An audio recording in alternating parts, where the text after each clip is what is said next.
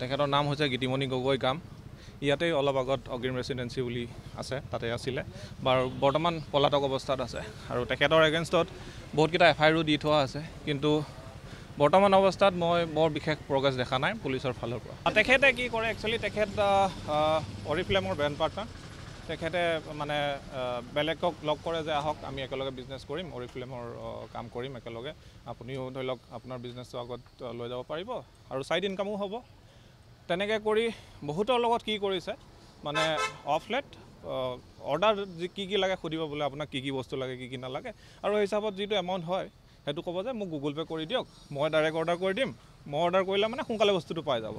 তাৰপিছত পইচাটো যেই মাত্ৰ ল'লে তাৰপিছত বস্তু ডেলিভাৰী নকৰে, আৰু যেতিয়া ফ'ল' আপ কৰি থাকিব তেতিয়া ক'ব যে আজি দিম কালি দিম, বা হয়তো ফেমিলিত কোনোবা COVID-19 ওলালে, বা মাকৰ চিকেন পক্সেই হ'ল, বা তেখেতৰ এক্সিডেণ্টেই হ'ল, তেনেকুৱা মানে। আৰু সেইটো এটা গ্ৰুপ, সেইটো এটা ছেট অফ পিপল। আৰু বাকীবিলাকক কি কৈছে, তাৰ মানে যিটো বন্ধু বান্ধৱ হওক, লগৰ চিনাকি হওক বা সম্পৰ্কীয় হওক, তেখেতলোকৰ পৰাও মানে যে মোক পইচাৰ বহুত অসুবিধা হৈছে, পইচা দিয়ক অলপ, মই আপোনাক এনে নলওঁ, কিবা এটা দিম ইণ্টাৰেষ্ট হিচাপে। সেইটো তেনেকৈ কৈ আপুনি হাজাৰ মানা কৰক, মানে কান্দি কুটি কৰি মানে ভৰিত ধৰি হ'লেও লৈ ল'ব। বেছি দিনৰ কাৰণে নহয়, এমাহৰ কাৰণে লাগে মোক, বাছ এমাহ। বহুতৰ লগত বহুত, আপোনাৰ কাৰোবাৰ লগত 10 লাখ, কাৰোবাৰ লগত 12 লাখ, কাৰোবাৰ লগত 24 লাখ, কাৰোবাৰ লগত 1 লাখ, মানে তাই কোনো লিমিট নাই, ল'ৰ লিমিটো নাই। মোৰ লগত 3 লাখ। 1 লাখ আৰু দোকানৰ বাকী চাকি মিলাই পেলাই 1,30,50,000ৰ ভিতৰত। তাৰমানে অৰিফ্লেমৰ বস্তু দিম বুলি লৈছে, কাপোৰ কানি লৈছে, সেই তেনেকৈ।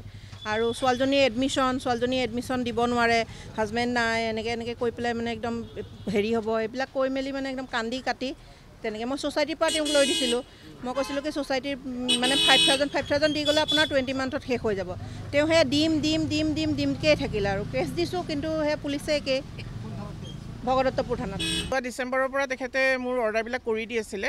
ডিচেম্বৰৰ পৰা মই ভালে পাই আছিলোঁ ছাৰ্ভিচ, কিন্তু এপ্ৰিলত যেতিয়া মোৰ অৰ্ডাৰটো কৰিলে তেতিয়া মোক ক'লে যে এইবাৰ হোম ডেলিভাৰী অকণমান দেৰি হ'ব, কুৰিয়াৰ বয়বিলাক নাই, ইলেকশ্যনৰ কাৰণে ঘৰত গৈছে, প্লাছ বিহুৰ কথা, গতিকে আমি এইবাৰ অফিচৰ পৰা উঠাই দিম, তো আপুনি মোক গুগল পে' কৰি দিলে হ'ল। তো মই প্ৰথমে 4,000 কিমান গুগল পে' কৰিলোঁ, তাৰপিছত আকৌ 1,000 কিমান গুগল পে' কৰিলোঁ, কিন্তু মানে এই এপ্ৰিলৰ বস্তু আমি এতিয়ালৈকে নাপালোঁ।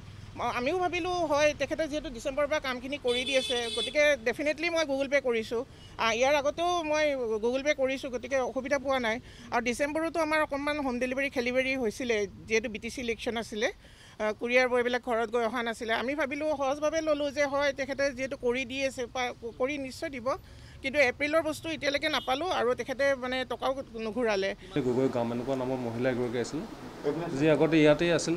তেওঁ ভাড়াতীয়া হিচাপে জনকপুৰ আমাৰ এই অঞ্চলতে আছিল। তেওঁ বিভিন্ন সময়ত দুজনৰ পৰা 2 লাখ 3 লাখ এনেকৈ কৰি বহুত মানুহৰ পৰা মাজে মাজে তেওঁ মানে পইচা ধাৰলৈ লোৱা নামত তেওঁ পইচাটো লৈ ইয়াৰ পৰা মানে পলায়ন কৰিছে।